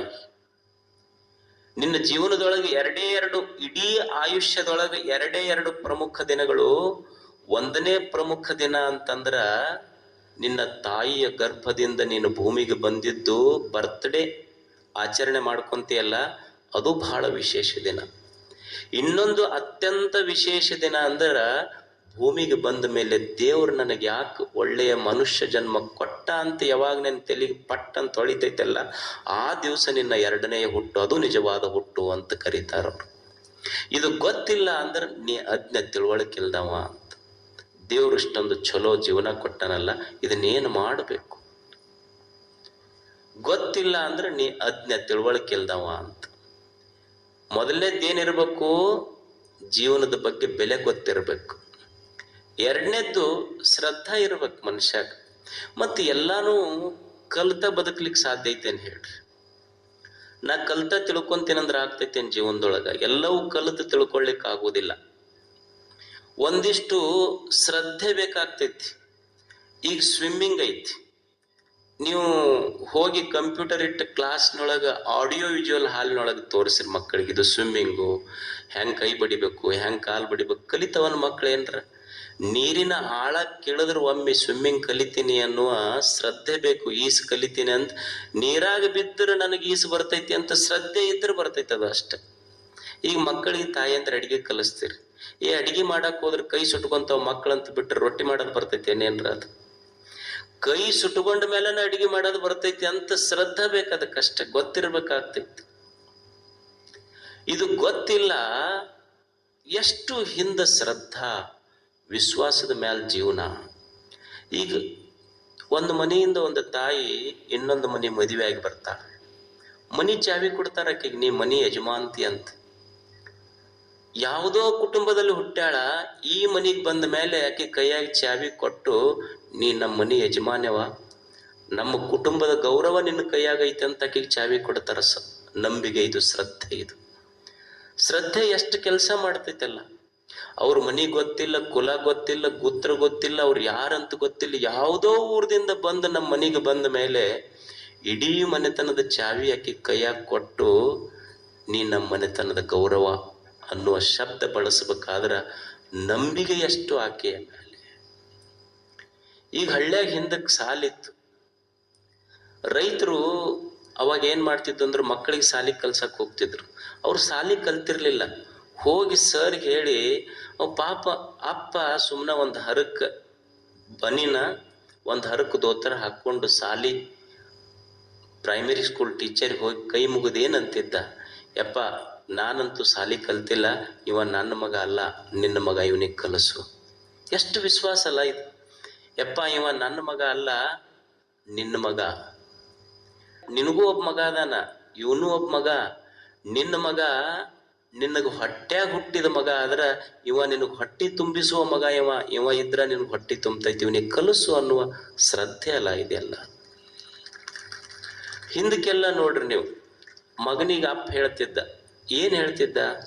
ಇಂಥವ್ರ ಹತ್ರ ಹೋಗಿ ರೊಕ್ಕ ಇಸ್ಕೊಂಡ್ ಬಾ ಅಂತ ಹೇಳ್ತಿದ್ದ. ಇವ್ರ ಹತ್ರ ಹೋಗಿ ರೊಕ್ಕ ಇಸ್ಕೊಂಬ. ಅಲ್ಲ ಅವ ಹಿಂಗೆ ಹೇಳಿದ್ರೆ ಕೊಡ್ತಾರೇನಪ್ಪ ಅಂತ, ನನ್ನ ಹೆಸರು ಹೇಳಿ ಕೊಡ್ತಾನವ ಅಂತ. ಅಂದ್ರೆ ಬರೇ ನಾಲಿಗೆ ನುಡಿತಿತ್ತು, ನಾಲಿಗೆ ಮ್ಯಾಲ ರೊಕ್ಕ ಕೊಡ್ತಿದ್ರಿ. ಈಗೆಲ್ಲ ಪೂರ ಸಬ್ ರಿಜಿಸ್ಟರ್ನ್ಯಾಗ ಬ್ಲಾಂಕ್ ಚೆಕ್ ಬರೆದು ಇಟ್ಕೊಂಡ್ರು ಕಷ್ಟ ಐತಿ. ಒಬ್ಬ ರಾತ್ರಿ 12 ಗಂಟೆಗೆ ಎದ್ದು ಅಡ್ಡಾಡ್ತಿದ್ ನನ್ನ ಮನ್ಯಾಗ. ಅದು ಹೆಣತಿಗೆ ಎಚ್ಚರಾತು, ಯಾಕೆ 12 ಗಂಟೆಗೆ ಎದ್ದು ಇಷ್ಟು ಟೆನ್ಷನ್ ತೊಗೊಂಡು ಅಡ್ಡಾಡಕತ್ತಿ ಅಂತ. ಅವಾಗ ಅವ ಹೇಳ್ದ, ಇಲ್ಲ ಮಗ್ಗಲ ಮನೆಯವನ ಕಡೆ ಸಾಲ ಇಸ್ಕೊಂಡಿನಿ, ನಾಳೆ ಲಾಸ್ಟ್ ಡೇಟ್ ಐತಿ, ಚೆಕ್ ಬರೆದು ಕೊಟ್ಟಿದ್ದು, ನಾಳೆ ಕೊಡ್ಲಿಲ್ಲ ಅಂದ್ರೆ ಮನಿಗಿನಿ ಎಲ್ಲ ಹರಾಜಾಗಿ ಹೋಗ್ತೈತಿ, ಟೆನ್ಷನ್ ಆಗೈತಿ ನನಗೆ. ಇಷ್ಟ ಹೌದಲ್ಲ ಅನ್ಲಕ್ಕೆ. 12 ಗಂಟೆಗೆ ಹೋಗಿ ಬೆಲ್ ಹೊಡೆದ್ಲು. ಅವ ಎದ್ದು ಬಂದ, ಇಲ್ಲ ಮತ್ತು ನಮ್ಮ ಯಜಮಾನ್ರು ನಿಮಗೇನ ನಾಳೆ ಕಡೆ ಡೇಟ್ ಐತೆ ಅಂತಲ್ಲ ರೊಕ್ಕ ಕೊಟ್ಟಿದ್ದು, ಅವ್ರು ಟೆನ್ಷನ್ ಮಾಡ್ಕೊಂಡು ಅಡ್ಡಾಡಕತ್ತಾರ, ನಮಗಂತೂ ಕೊಡಕ್ ಆಗುದಿಲ್ಲ. ಅಕಸ್ಮಾತ್ ನೀ ಇದ್ರ ಮ್ಯಾಲ ಏನಾರ ಮಾಡಿದ್ರ ನಿಮ್ಮ ಮನೆ ಮುಂದೆ ನಾವು ಗೊತ್ತಾತ ಅದನ್ನ ಮಾಡ್ತೀವಿ ನೋಡಿ. ತಗೊಂಡ್ ಬಂದು ಬಾಟಲ್ ತಗೊಂಡ್ ಬರ್ತೀವಿ ಪಾಯ್ಸನ್. ಇಷ್ಟ ಹೇಳಿ ಬಂದ್ಲಕ್ಕಿ. ಅವಾಗ ಅವ್ರ ಮನಿ ಲೈಟ್ ಹತ್ತು. ಇವ ಅಂದ ಕೇಳಲಿ ಹೆಣತಿ ಗಂಡ, ಯಾಕಂದ ಇನ್ನು ನೀ ಮಕ್ಕೋ ಅವ ಅಡ್ಡಾಡ್ತಾನ ಇನ್ನಂತ. ನೀ ಮಕ್ಕೋ ಆರಾಮಿ, ನಿಂದಿ ಟೆನ್ಷನ್ ತಗೋಬೇಡಿ, ಅವ ಅಡ್ಡಾಡ್ತಾನ ನೋಡಿ. ದಿವಸ 12ಕ್ಕೆ ಅವ್ರ ಮನಿ ಲೈಟ್ ಹತ್ತೈತಿ. ಶ್ರದ್ಧಾ. ಅದಕ್ಕೆ ಮನುಷ್ಯಾಗ ಏನಿರ್ಬೇಕು ಅಂದ್ರೆ ಮೊದಲು ತನ್ನ ಮೇಲೆ ತನಗ್ ಶ್ರದ್ಧಾ ಇರ್ಬೇಕು. ಬೆಳಿಗ್ಗೆ ಎದ್ದು ಕೂಡ್ಲೇನೆ ಎಡಕ್ಕೆ ಹೇಳು ಬಲಕ್ಕೆ ಹೇಳು ಅಲ್ಲ. ಎದ್ರಲ್ಲ ನೀ ಎಡಕ್ಕೆ ಹೇಳೋದು ಬಲಕ್ಕೆ ಹೇಳೋದು. ಹೇಳಿದ್ರಿ ಏನ್ ಮಾಡೋದು? ಎಡಕ್ಕೆ ಎದ್ರ ಚಲೋ ಆಗ್ತೈತೋ ಬಲಕ್ಕೆ ಎದ್ರ ಚಲೋ. ಎದ್ರ ನೀ ಯಾವ್ದಾರ ಒಂದಪ್ಪ ಅದು. ಹೇಳದೇ ಇದ್ರಿ ಏನ್ ಮಾಡೋದು? ಏನು ರವಿವಾರ ಚಲೋನೋ ಏನು ಗುರುವಾರ ಚಲೋನೋ? ಯಾವ ವಾರ ಚಲೋ ಇದಕ್ಕ? ಏನು ಬೆಕ್ಕ ಅಡ್ಡ ಬಂತು ನರಿ ಅಡ್ಡ ಬಂತು? ಏನು ಮನುಷ್ಯಂದು ತನ್ನ ಮ್ಯಾಲ ತನಗ ಶ್ರದ್ಧಾ ಇರ್ಬೇಕು ಮೊದಲು. ಒಂದು ಬೀಜ ಐತೆ, ಅದಕ್ಕೇನು ಗೊತ್ತಿಲ್ಲ, ವಾರ ತಿಥಿ ನಕ್ಷತ್ರ. ಈಗ ನೀವು ಹೊಲ್ದಾಗ ಕಬ್ಬು ಹಚ್ಚಿ ಬರ್ತಿರಲ್ಲ, ಏನು ಶನಿವಾರ ಚಲೋ ವಾರ ಇಲ್ಲ ಬೆಳಿಬಾರ್ದು, ರಾಹು ಕಾಲದಾಗ ಬೆಳಿಬಾರ್ದು ಅಂತ ಏನ್ರ ಕಬ್ಬು ಬೆಳೆದು ಬಿಟ್ಟೈತಿ ಏನು? ಅಥವಾ ಮಾವಿನ ಗಿಡ ಹಚ್ಚಿರ್ತೀರಿ, ದಕ್ಷಿಣ ದಿಕ್ಕು ಚಲೋ ಇಲ್ಲ ಪಶ್ಚಿಮ ದಿಕ್ಕು ಚಲೋ ಇಲ್ಲ ಅಂತ ಹಣ್ಣು ಬಿಡೋದು ಬಿಟ್ಟೈತೇನು? ಅಂದ್ರೆ ಸೃಷ್ಟಿಯೇ ದಶ ದಿಕ್ಕುಗಳಿಗೆ ಮೈಚಾಚಿ ಬೆಳೆಯುವಾಗ ಮನುಷ್ಯನೇ ನಿನಗ್ಯಾಕ ವಿಘ್ನಗಳು ಅಂತ. ನೀನೂ ಸೃಷ್ಟಿಯ ಶಿಶು ಅಲ್ಲ, ಮೈಚಾಚಿ ದಶ ದಿಕ್ಕುಗಳಿಗೆ ಬೆಳೆಯುವುದನ್ನು ಕಲಿಬೇಕು ಮನುಷ್ಯ. ಅದು ಸಫಲತೆಯ ಮೊದಲ ಸಾಧನ. ಇದು ಶ್ರದ್ಧಾ ಇರ್ಬೇಕಾಗ್ತೈತಿ. ವಾರವನ್ನು ನಂಬಿ ನೋಡಬಾರ್ದಂತಲ್ಲ ನಾ ಹೇಳೋದು, ಪೂರಾ ಅದನ್ನ ಮಾಡಬಾರ್ದಂತ. ನನ್ನ ಮ್ಯಾಲ ನನಗೆ ಶ್ರದ್ಧಾ ಇರ್ಬೇಕು. ನಮಗೇನಿರ್ತೈತಿ, ನಮ್ಮ ಮ್ಯಾಲ ಶ್ರದ್ಧಾ ಇರೋದಿಲ್ಲ. ಮಂದಿ ಕ್ಯಾಕ ಹೆಂಗೆ ಲೋಕ. ಮಂದಿ ಚಂದ್ರಂದ್ರ ನಾವು ಚಂದ ಅದೀವಿ ಅಂತ, ಮಂದಿ ಚಲೋ ಕಾಣಂಗಿಲ್ಲ ಅಂದ್ರೆ ಯಾಕ ಚಲೋ ಕಾಣುವಲ್ಲ ನಾ ಇವತ್ತು ಅಂದ್ರ ನಮ್ಮದು ಇರುವಿಕೆ ಮಂದಿ ಕೈಯಾಗೈತಿ. ನಮ್ ರಿಮೋಟ್ ಕಂಟ್ರೋಲ್. ನೀ ಶಾಣೆ ಅಂದ್ರು ನಾ ಶಾಣೆ, ಅವ್ರ ದಡ್ಡ ಅಂದ್ರು ದಡ್ಡ. ಕ್ಯಾಕ ಹೆಂಗೆ ಲೋಗ ಮನ್ಕ ಬಹುತ್ ಬಡ ರೋಗ ಅಂತ ಮಂದಿ ಏನಂತಾರ. ನಾವು ಅನ್ನೋದಲ್ಲ, ಹಳ್ಳಿ ಭಾಷೆ ಒಳಗೆ ಏನಂತೀವಿ, 4 ಮಂದಿ ಏನಂತಾರ ಅನ್ನೋದಿಲ್ಲ ಈ ಶಬ್ದ. 4 ಮಂದಿ ಏನಂದಾರ ಅಲ್ಲ. ನನಗೆ ಹೇಳ್ರಿ, ಅವ್ರು 4 ಮಂದಿ ಯಾರಾದ್ರೂ ಹುಡ್ಕೊಂಡು ಹೆಸರ ಕೊಡ್ರಿ ಅವ್ರದ್ದು ಸ್ವಲ್ಪ. 4 ಮಂದಿ ಏನಂದಾರ ಅಂತ. 4 ಮಂದಿ ಮಗ್ಲಿದ್ದಾಗ ನೀನು 2 ಎತ್ಕೊಂಡ್ರ ನೀ ಗೆದ್ದೆ ಅಂತ, 4 ಮಂದಿ ಹೊತ್ಕೊಂಡ್ರೆ ತೀರ್ಕೊಂಡೆ ಅಂತ ಅಷ್ಟ. ಅವ್ರ 4 ಮಂದಿ ಯಾವಾಗ ನಿನಗೆ ಹೇಳಕ್ ಬರ್ತಾರ, ಕೇಳಕ್ ನಿಂದೇನು ಉಳ್ದಿರೋದು ಇಲ್ಲ. ಅವಾಗ ಒಂದು ಕಪ್ಪಿತ್ತು, ಒಂದು ಕಪ್ಪಿ. ಈ ಒಂದು ಗುಡಿ ಇತ್ತು, ಕಪ್ಪಿಗಳದೊಂದು ಕಾಂಪಿಟೇಷನ್ ನಡೆದಿತ್ತಂತ. ಆ ಕಪ್ಪಿಗಳು ಏನ್ ಮಾಡ್ತಿತ್ತು ಅಂದ್ರ ಈ ಗೋಪುರ ಹತ್ತು ಕಾಂಪಿಟೇಷನ್ ಇತ್ತು. ಒಂದು ಕಪ್ಪಿ ಹಿಂಗ ಹತ್ತಕ್ ಹೋಗ್ತಿತ್ತು, ಉಳಿದ ಕಪ್ಪಿಗಳೇನಿದ್ದು ಅಲ್ಲ ಅವ್ ಹೇಳ್ತಿ, ನಿನ್ ಕಡೆಯಿಂದ ಏನ್ ಹತ್ತಕ್ ಆಗ್ತೈತಿ, ನಾನು ಆಗಲೇ ಜಾರ್ಕೊಂಡು ಬಿದ್ದೀನಿ ಅಂತ ಹೇಳ್ತಿತ್ತ. ಮತ್ತೊಂದು ಕಪ್ಪಿ ಹತ್ತಿತ್ತು, ಅದು ಇಲ್ಲಿಂದನ ಉಳಿದ ಕಪ್ಪಿಗಳಿಗೆ, ಈಗ ಆಗಲೇ ಅವ ಜಾರ್ಕೊಂಡು ಬಿದ್ದಿಲ್ಲ, ತಾನು ಹತ್ತಕ್ ಹೋಗ್ಯಾನ. ಒಂದು ಕಪ್ಪಿ ಹತ್ತಿತ್ತು, ಹತ್ತಿ ಹತ್ತಿ ಹತ್ತಿ ಹೋಗಿ ಕಳಸ ಮುಟ್ಟತದ, ಮುಟ್ಟಿ ಇಳಿದು ಬಂತು. ಅವಾಗ ಉಳಿದ ಕಪ್ಪಿಗಳಿಗೆಲ್ಲ ಆಶ್ಚರ್ಯ ಆತ, ನಾವೆಲ್ಲ ಇಷ್ಟು ಹೋಗೋದ್ರಾಗ ಜಾರ್ಕೊಂಡು ಬಿದ್ದೀವಿ, ಇದು ಹೆಂಗ್ ಹತ್ತಂತ ಅಷ್ಟು ಕಪ್ಪಿ ಬಂದು ಕೇಳ್ದು ಅದಕ್ಕೆ, ನೀ ಹೆಂಗ್ ಹತ್ತಿದಿ ಅಂತ. ಅದು ಅಂತೂ ಏನಂದ್ರಿ ಅಂತದು. ಅಲ್ಲ, ಎಲ್ಲರೂ ಜಾರ್ಕೊಂಡು ಬಿದ್ದೀವಿ, ನೀ ಹಂಗ ಇಷ್ಟು ಎತ್ತರದ ಗೋಪುರ ಹತ್ತದಿ, ಏನಂದ್ರಿ, ನೀವೇನಂತ್ರಿ ಕಿವಿನ ಕೇಳುವಲ್ ನನಗಂತದ. ಅಂದ್ರ ಒಬ್ಬ ಮನುಷ್ಯ ಯಾವಾಗ ಅದಕ್ಕೊಂದು ಸನ್ಮಾನ ಸಮಾರಂಭ ಬಿಟ್ರು, ಅವಾಗ ಹೇಳ್ತದು, ನನಗೇನು ಕಿವಿ ಕೇಳೋದಲ್ಲ ಅಂತಿಲ್ಲ, ಮಸ್ತ್ ಕೇಳ್ತಾವ. ಆದ್ರ ಮನುಷ್ಯ ಸಾಧನೆಯ ಶಿಖರ ಮುಟ್ಟಬೇಕಾದ್ರ ಮಂದಿ ಮಾತಿಗೆ ಯಾವಾಗ ಕಿವಿ ಕಿವುಡಾಗ್ತಾನ ಅವ ಮಾತ್ರ ಶಿಖರ ಮುಟ್ಲಿಕ್ಕೆ ಸಾಧ್ಯ ಐತಿ ಅಂತ ಹೇಳ್ದವ ಅಷ್ಟೆ. ಮಂದಿ ಮಾತಿಗೆ ಕಿವಿ ಕೊಡಬಾರದು. ಯಾಕಂದ್ರ ನೀವು ಊರ್ ಮುಂದಿನ ಬಾವಿ ಮುಚ್ಚಬಹುದು, ಊರ್ ಮಂದಿ ಬಾಯಿ ಮುಚ್ಚೋದು ಕಷ್ಟ ಐತಿ. ಬಾವಿಯೊಳಗೆ ಬಿದ್ದವ್ರು ಬದುಕ್ತಾರ, ಊರ್ ಮಂದಿ ಬಾಯಾಗಿ ಬಿದ್ದವ್ರು ಬದುಕೋದು ಬಹಳ ಕಷ್ಟ ಐತಿ. ಅದಕ್ಕೆ ಮನುಷ್ಯ ಮಂದಿಗೆ ನಂಬಿ ಬದುಕೋದಲ್ಲ, ನನ್ನ ಮೇಲೆ ನನಗೆ ಶ್ರದ್ಧಾ ಇರ್ಬೇಕು. ಮೊದಲು ಶ್ರದ್ಧೆ ಎಲ್ಲಿರ್ಬೇಕು, ನನ್ನೊಳಗೆ ನನಗೆ ವಿಶ್ವಾಸ ಇರ್ಬೇಕು, ಐ ಕ್ಯಾನ್ ಡೂ ದಿಸ್. ಎರಡನೇದ್ದು ನನ್ನ ಇಂದ್ರಿಯಗಳ ಮೇಲೆ ನನಗೆ ಶ್ರದ್ಧೆ ಇರಬೇಕು. ನನ್ನ ಕಣ್ಣ, ಕಿವಿ, ಕೈಯ, ಕಾಲ ನಾನು ಸಮರ್ಥನದೀನಿ ಅಂತ ಗೊತ್ತಿರಬೇಕು. ಈಗ ಶರಣರು ಕಲ್ಯಾಣ ಕಟ್ಟಿದ್ರು, ಎದರಿಂದ ಕಟ್ಟಿದ್ರೆ ಹೇಳ್ರಿ? ಏನು ಮಾರ್ಬಲ್ ತಂದಿದ್ರನ್ ರಾಜಸ್ಥಾನಕ್ಕೆ ಹೋಗಿ? ಏನು ಇಟಾಲಿಯನ್ ಮಾರ್ಬಲ್ ತಂದಿದ್ರ, ಗ್ರನೈಟ್ ತಂದಿದ್ರ, ದೊಡ್ಡ ಇಮಾರತುಗಳಿಂದ ಕಟ್ಟಿದ್ರ? ಏನೂ ಇಲ್ಲ. ಅವ್ರಿಗೆ ಗೊತ್ತಿತ್ತು ಕಲ್ಯಾಣ ಎದರಿಂದ ಕಟ್ಟಿದ್ರು ಅಂದ್ರೆ ಸುಮ್ಮನೆ ಬಾಗಿದ ತಲೆ ಮುಗಿದ ಕೈ, ಶರಣು ಶರಣಾರ್ಥಿ ಅಂದ್ರೆ ಕಲ್ಯಾಣ ನಿರ್ಮಾಣ ಆಗಿತ್ತು. ಇಂದ್ರಿಯಗಳಿಂದ ಕಟ್ಟಿದ್ರಷ್ಟೆ. ಸುಮ್ಮನೊಂದು ಬಾಗಿದ ತಲೆ ಮುಗಿದ ಕೈ ಎಲ್ಲಿರ್ತೈತಿ ಅಲ್ಲಿ ಕಲ್ಯಾಣ ನಿರ್ಮಾಣ ಆಗ್ತೈತಿ ಅಂತ ಜಗತ್ತಿಗೆ ತೋರಿಸಿದ್ರು. ಬ್ಯಾರೆಯವರಿಗೆ ನಂಬೆಲ್ಲ ತಮ್ಮ ಇಂದ್ರಿಯಗಳಷ್ಟು ಕೆಲಸ ಮಾಡ್ತಾರೆ. ನನ್ನ ಇಂದ್ರಿಯಗಳ ಮೇಲೆ ನನಗೆ ವಿಶ್ವಾಸ ಇರಬೇಕು. ಮನುಷ್ಯನಿಗೆ ನನ್ನ ಮೇಲೆ ನನಗೆ ವಿಶ್ವಾಸ ಇರಬೇಕು, ನನ್ನ ಇಂದ್ರಿಯಗಳ ಮೇಲೆ ನನಗೆ ವಿಶ್ವಾಸ ಇರಬೇಕು, ಮತ್ತು ಈ ನಿಸರ್ಗದ ಮೇಲೆ ವಿಶ್ವಾಸ ಇರಬೇಕು. ಸಂದೇಹ ಇರಬಾರದು ನಾಳೆ ಬೆಳಗ್ಗೆ ಸೂರ್ಯೋದಯ ಆಗ್ತೈತೋ ಎಲ್ಲಪ್ಪ. ಹಿಂಗ ಅವಿಶ್ವಾಸ ಮಾಡಿದ್ರೆ ಹೆಂಗೆ ನಡೀತೈತೆ? ಈಗ ವಿಜ್ಞಾನ ಐತಿ, H2O ಅಂತ ಒಂದು ಸೂತ್ರ ಐತಿ. 2 ಪ್ರಮಾಣ ಹೈಡ್ರೋಜನ್ 1 ಪ್ರಮಾಣ ಆಮ್ಲಜನಕ ಕೂಡಿದ್ರೆ ನೀರು ಆಗ್ತೈತಿ ಅಂತ. ಇದು ಅಮೇರಿಕದೊಳಗೂ ಇಷ್ಟ ಐತಿ, ಭಾರತದೊಳಗೂ ಅಷ್ಟ ಐತಿ, ಚೈನಾದಾಗ ಹೋದ್ರು ಇಷ್ಟ ಐತಿ. ಈ ಸೂತ್ರವನ್ನು ವಿಜ್ಞಾನವೂ ಸಹಿತ ನಂಬೇ ಬದುಕಬೇಕಾಗ್ತೈತಿ. ಈ ನಂಬಿಕೆ ಇರದಿದ್ರು ವಿಜ್ಞಾನ ಕೆಡ್ತೈತಿ. ಅಂದ್ರೆ ವಿಜ್ಞಾನವೂ ಸಹಿತ ನಂಬಬೇಕಾಗ್ತೈತಿ ಅಂತ.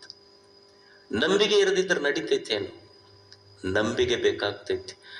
ನನ್ನ ಮೇಲೆ ನನಗೆ ನಂಬಿಕೆ ಇರಬೇಕು, ನನ್ನ ಇಂದ್ರಿಯಗಳ ಮೇಲೆ ನಂಬಿಕೆ ಇರಬೇಕು, ಈ ನಿಸರ್ಗದ ಮೇಲೆ ನಂಬಿಕೆ ಇರಬೇಕು, ಮತ್ತು ನನಗೊಬ್ಬ ಈ ದೇಹ ಕೊಟ್ಟಾನಲ್ಲ, ಕೊಟ್ಟವನ ಮೇಲೂ ನಂಬಿಕೆ ಇರ್ಬೇಕು ಸ್ವಲ್ಪ. ಇದು ಜೀವನ ನನ್ನಿಂದ ನಡೆಯಕತ್ತಿಲ್ಲ, ಅವ ನಡ್ಸಾಕತ್ತಾನ ಅಂತ. ಯಾಕಂದ್ರೆ ಅವ ಒಳಗಿದ್ದಿದ್ದಕ್ಕೆ ಇದು ಎಲ್ಲ ಆಟ ನಡೆದೈತಿ. ಅವ ಒಳಗಿರ್ಲಿಲ್ಲ ಅಂದ್ರೆ ನೋಡ್ತೈತಿ ಅನ್ ಕಣ್ಣ. ಅವ ಕಾರಣ. ಯಾರು? ದೇವ ಕಾರಣ. ಈಗ ನೀವು ಒಂದು ಗಡಿಗೆ ಇರ್ತೈತಿ, ಆ ಗಡಿಗೆ ಅದಕ್ಕೆ ಕಾರ್ಯ ಅಂತ ಕರಿತೀವಿ ನಾವು. ಆ ಗಡಿಗೆ ಅನ್ನುವ ಕಾರ್ಯ ಆಗಬೇಕಾದ್ರೆ ಒಂದು ಕಾರಣ ಬೇಕಲ್ಲ. ಮಣ್ಣು ಕಾರಣ. ಮಣ್ಣಿದ್ರ ಗಡಿಗೆ ಆಗ್ತೈತಿ. ಮಣ್ಣು ಅನ್ನುವ ಕಾರಣದಿಂದ ಗಡಿಗೆ ಅನ್ನುವ ಕಾರ್ಯ ಆಗ್ಲಿಕ್ಕೆ ಸಾಧ್ಯ ಐತಿ. ಹಂಗ ಈ ದೇಹ ಐತಿಲ್ಲಿಗಿದೆ.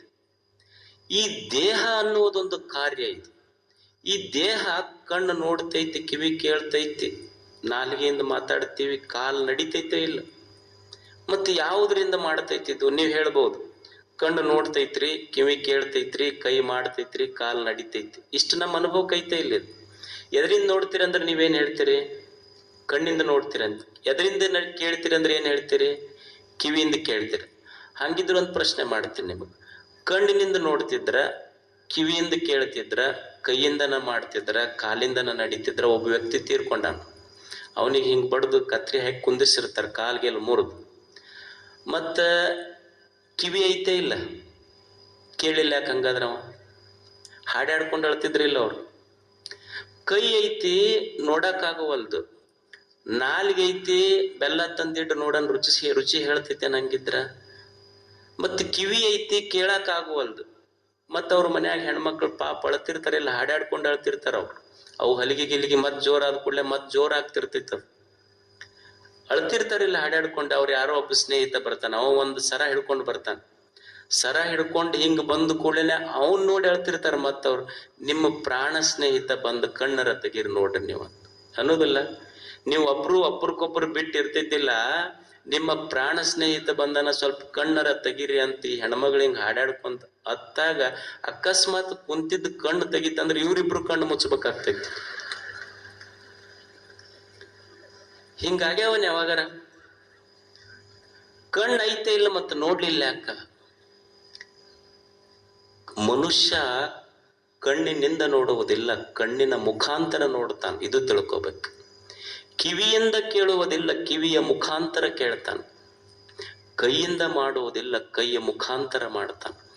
ನೋಡುವ, ಕೇಳುವ, ಮಾಡುವ, ನಡೆಯುವ ಒಂದು ಶಕ್ತಿ ಒಳಗೊಂದು ಚೈತನ್ಯ ಐತಲ್ಲ, ಆ ಚೈತನ್ಯಕ್ಕೆ ಶಿವ ಅಂತ ಕರೀತಾರ. ಎಲ್ಲಿಯವರೆಗೆ ಈ ದೇಹದೊಳಗ ಚೈತನ್ಯ ಅನ್ನುವ ಶಿವ ಇರ್ತೈತಿ, ಇದು ಮಾಡ್ತೈತಿ, ಶಿವ ಹೋದ ಕ್ಷಣಕ್ಕೆ ಈ ದೇಹ ಶವವಾಗ್ತೈತಿ ಅನ್ನುವ ಸತ್ಯ ಗೊತ್ತಿರ್ಬೇಕು ಮನುಷ್ಯ ಆಗಿದ್ರು. ಚೈತನ್ಯ ಒಳಗವ ಅದಾನ ಅಂದಿದ್ದಕ್ಕೆ ಇದು ನಡೆದೈತೆ ಅಷ್ಟೇ. ಇದು ನೀವು ಈಗ ಬೇಡ್ಕೊಂತೀರಿ ನೋಡ್ರಿ ಗುಡ್ಯಾಗ, ಇವ್ರು ನಮ್ಮ ತಂದೆ ತಾಯಿ ಅಂತೀರಿ, ಗುಡ್ಯಾಗ ಹೋಗ್ತೀರಿ, ಅಲ್ಲಿ ಗುಡಿ ಮುಂದೆ ದೇವ್ರಿಗೆ ನಿಂತು ಅವ್ರಿಗೇನಂತೀರಿ, ತಂದೆ ನೀನು ತಾಯಿ ನೀನು ಅಂತ ಅಲ್ಲಿ ಹೇಳ್ತೀರಿ. ಮತ್ತೇನು ಇವ್ರ ತಂದೆ ತಾಯಿ ಕರೆಕ್ಟು, ಅವ್ರ ತಂದೆ ತಾಯಿ ಕರೆಕ್ಟು, ಕನ್ಫ್ಯೂಷನ್ ಇದೆ ಎಲ್ಲರಿಗೆ. ಯಾರ ತಂದೆ? ಮನ್ಯಾಗ ಬಂದ ಕೂಡಲೇ ಇವ್ರ ತಂದೆ ತಾಯಿ ಅಂತ ಹೆಸರು ಹಚ್ತೀರಿ, ಅಲ್ಲಿ ಅವ್ರ ತಂದೆ ತಾಯಿ ಅಂತೀರಿ. ಖರೇನೆ ತಂದೆ ತಾಯಿ ಯಾರು? ಈಗ ನಾವು ಭೂಮಿಗೆ ಬರೋಕ್ಕಿಂತ ಮೊದಲು ಎಲ್ಲಿದ್ವಿ? ತಾಯಿ ಗರ್ಭದೊಳಗಿದ್ವಿ. ಮತ್ತು ತಾಯಿ ಗರ್ಭಕ್ಕೆ ಬರೋದಕ್ಕಿಂತ ಮೊದಲು ಎಲ್ಲಿದ್ವಿ? ತಂದೆಯ ದೇಹದೊಳಗಿದ್ವಿ. ತಂದೆಯ ದೇಹಕ್ಕೆ ಬರೋದಕ್ಕಿಂತ ಮೊದಲು ಎಲ್ಲಿದ್ವಿ? ಅನ್ನ ಆಗಿದ್ವಿ, ಅನ್ನದ ರಸ ಆಗಿದ್ವಿ. ಅನ್ನಕ್ಕಾಗೋದಕ್ಕಿಂತ ಮೊದಲು ಎಲ್ಲಿದ್ವಿ ಅಂದ್ರೆ ಸಸ್ಯಗಳಾಗಿದ್ವಿ. ಸಸ್ಯಕ್ಕಿಂತ ಬರೋದಕ್ಕಿಂತ ಮೊದಲು ಎಲ್ಲಿದ್ವಿ ಅಂದ್ರೆ ಪಂಚ ಮಹಾಭೂತಗಳಲ್ಲಿದ್ವಿ. ಅದಕ್ಕಿಂತ ಮೊದಲು ಎಲ್ಲಿದ್ವಿ ಅಂದ್ರೆ ದೇವ್ರ ಹತ್ರ ಇದ್ವಿ. ಮತ್ತು ದೇವ್ರ ಹತ್ರ ಇದ್ದವರು ಹಿಂಗ ತಂದೆ ತಾಯಿಯಿಂದ ಭೂಮಿಗೆ ಬಂದಿವೆಲ್ಲ, ನಾವು ಬಂದಿದ್ದ ತಂದೆ ತಾಯಿಯಿಂದಲ್ಲ, ತಂದೆ ತಾಯಿಯ ಮುಖಾಂತರ ಬಂದವ್ರಷ್ಟೇ. ಈಗ ನಿಮ್ಮ ಬಾಗಲಕೋಟೆ ಬಸ್ ಇರ್ತೈತಿ, ಬಾಗಲಕೋಟೆಯಿಂದ ಹಿಂಗೆಲ್ಲೋ ಬೆಳಗಾವಿಗೆ ಹೋಗ್ಬೇಕಾದ್ರ, ಬಾಗಲಕೋಟು ಬೆಳಗಾವ್ ಹೋಗ್ಬೇಕಾದ್ರ ವಾಯ ಮಾಲಿಂಗಪುರ ಅಂತ ಇರ್ತೈತಿ ನೋಡು, ಹಂಗ ದೇವರಿಂದ ಭೂಮಿಗೆ ಬಂದೈತಲ್ಲ, ತಂದೆ ತಾಯಿ ಸುಮ್ಮನೆ ವಾಯ ಬಂದವ್ರು ಅಷ್ಟ ಇದು ಅಂತ ತಿಳ್ಕೊಬೇಕಷ್ಟ ನಾವು. ಇದನ್ನ ಇದು ತತ್ವಜ್ಞಾನ. ಇದು ಅಂದ್ರೆ ನಮ್ಮನ್ನ ಇಲ್ಲಿ ಕಳಿಸಿದವರು your fathers, your parents are not your parents, you have come through them not from them ಅಂತ. ಅವರ ಮುಖಾಂತರ ಬಂದವರೇ ಹೊತ್ತು ಅವರಿಂದ ಬಂದವರಲ್ಲ, ಬಂದಿದ್ದು ದೇವನಿಂದ. ಅದಕ್ಕೆ ಅವನ ಮೇಲೆ ಸ್ವಲ್ಪ ಶ್ರದ್ಧಾ ಇರಬೇಕು. ಒಂದನೇದ್ದು ಬೆಲೆ ಇರಬೇಕು, ತಿಳುವಳಿಕೆ ಇರಬೇಕು ದೇಹದ ಬಗ್ಗೆ, ಜೀವನದ ಬಗ್ಗೆ. ಎರಡನೇದ್ದು ಶ್ರದ್ಧಾ ಇರಬೇಕು. ಮೂರನೇದ್ದು ಸಂಶಯ ಇರಬಾರ್ದು ಜೀವನದೊಳಗಂತ. ಎಲ್ಲ ಕೆಡಿಸಿದ್ದ ನೋಡ್ರಿ ಸಂಶಯ. ಸಂಶಯ ಇದರ ಅರ್ಥ indecision. You cannot take decisions. ಅಂದ್ರೆ ಮನುಷ್ಯ ಇಷ್ಟು ಕನ್ಫ್ಯೂಷನ್ ವಿದೌಟ್ ಕನ್ಕ್ಲೂಷನ್. ಏನಪ್ಪ ಬದುಕಿನೊಳಗೆ ಏನು ನಿರ್ಣಯ ತಗೋಬೇಕು? ಎಲ್ಲರಿಗೂ ಇಂಥ ಪ್ರಸಂಗಗಳು ಬರ್ತಾವಲ್ಲ, ಏನು ಈ ಸಂದರ್ಭದೊಳಗೆ ನಿರ್ಣಯ ತಗೋಬೇಕು ಅಂತ ತಿಳಿಲಾರ್ದಂಥ ಘಟ್ಟಕ್ಕೆ ಮುಟ್ತಾನ ಮನುಷ್ಯ. ಇಂಡಿಸಿಷನ್, ಸಂಶಯ ಅಂದ್ರೆ ನಿನ್ನ ಚಿತ್ತದೊಳಗೆ ಯಾವುದೂ ನಿರ್ಣಯ ತಗೊಳ್ಳಿಕ್ಕಾಗೋದಿಲ್ಲ. ಈಗ ಅನ್ನೋದಿಲ್ಲ, ಏನಂತಾರೆ, ಕುಂತರು ಸಮಾಧಾನ ಇಲ್ಲ, ನಿಂತರು ಸಮಾಧಾನ ಇಲ್ಲ ನೋಡ್ರಿ. ಇದೇನಂದ್ರೆ ಸಂಶಯ ಅಷ್ಟೆ. ಎಲ್ಲ ಮನ್ಯಾಗ ಕುಂದಿರ್ತಾವ, ಬೇಸರಾದ ಕೂಡಲೇ ಟಿವಿ ಹಚ್ತಾವ, ಟಿವಿ ಬೇಸರಾದ ಕೂಡಲೇ ಹೊರಗೆ ಬಂದು ಕೂಡ್ತಾವ, ಹೊರಗೆ ಬಂದ ಕೂಡಲೇ ಗುಡಿಗೆ ಹೋಗ್ತಾವ, ಗುಡಿಗೆ ಹೋದ ಕೂಡಲೇ ಬಸ್ ಸ್ಟ್ಯಾಂಡ್ಗೆ ಬರ್ತಾವ, ಬಸ್ ಸ್ಟ್ಯಾಂಡ್ ಕೂಡಲೇ ಮತ್ತೆ ಮನೆಗೆ ಹೋಗ್ತಾವ. ಅಂದ್ರೆ ಎಲ್ಲಿ ಕುಂದ್ರು ಸುಗೊಡೋದಿಲ್ಲ, ಅದು ಬರೇ ರೌಂಡ್ ಹಾಕ್ತಿರ್ತಾನ. ಅಂದ್ರೆ ನಿರ್ಣಯ ಮಾಡ್ಲಿಕ್ಕಾಗೋದಿಲ್ಲ. ಈಗ ಮಕ್ಕಳು ಇರ್ತಾರೆ, ಆರ್ಟ್ಸ್ ಮಾಡ್ಲೆ, ಕಾಮರ್ಸ್ ಮಾಡ್ಲೆ, ಸೈನ್ಸ್ ಮಾಡ್ಲೆ, ಇವ್ರ ಪೇರೆಂಟ್ಸ್ ಒಂದು, ಅವ್ರ ಅಪ್ಪ ಒಂದು, ಅವ್ರ ಅವ್ವ ಒಂದು, ಸಂಬಂಧಿಕರೊಂದು, ಮಕ್ಕಳಿಗೆ ಒಟ್ಟು ಸಾಲಿ ಬಿಡೋದ ಚಲೋ ಡಿಸಿಷನ್ ಅನ್ನಿಸ್ಬಿಡ್ತೈತೆ ಅವಕ್ಕೆ.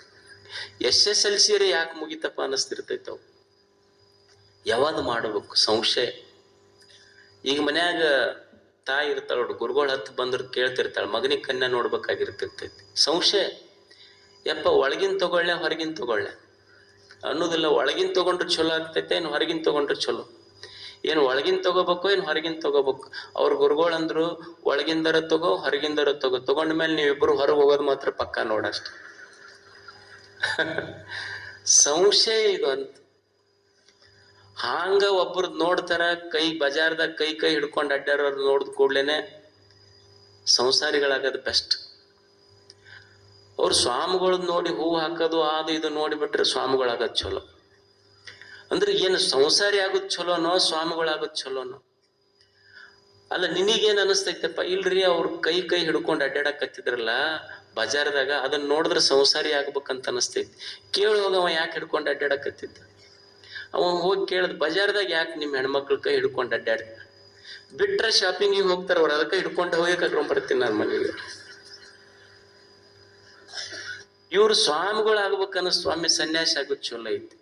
ಏನಪ್ಪ, ದೊಡ್ಡ ಕುರ್ಚಿ ಹಾಕಿರ್ತಾರ, ಸಿಂಹಾಸನ ಹಾಕಿರ್ತಾರ, ಅವ್ರದ್ದು ಏನು ವೈಭವ, ದೊಡ್ಡ ದೊಡ್ಡ ಮಾಲೆ ಹಾಕಿರ್ತಾರ, ಹಿಂದೆ ಎಷ್ಟು ಮಂದಿ ನಿಂತು ಮ್ಯಾಲ ಗುಲಾಬಿ ಹೂವ ಹಾಕಿರ್ತಾರ, ಮಹಾರಾಜ್ ಕಿ ಜೈ ಅಂತಿರ್ತಾರ. ಅವ್ರಿಗೇನು ಗೊತ್ತಿರ್ತೈತಿ? ಗುಲಾಬಿ ಹೂವಿನೊಳಗೆ ಕೆಂಪಿರು ಕಡಿತಿರ್ತಾವ ಸ್ವಾಮಿಗಳಿಗೆ ಅನ್ನೋದು.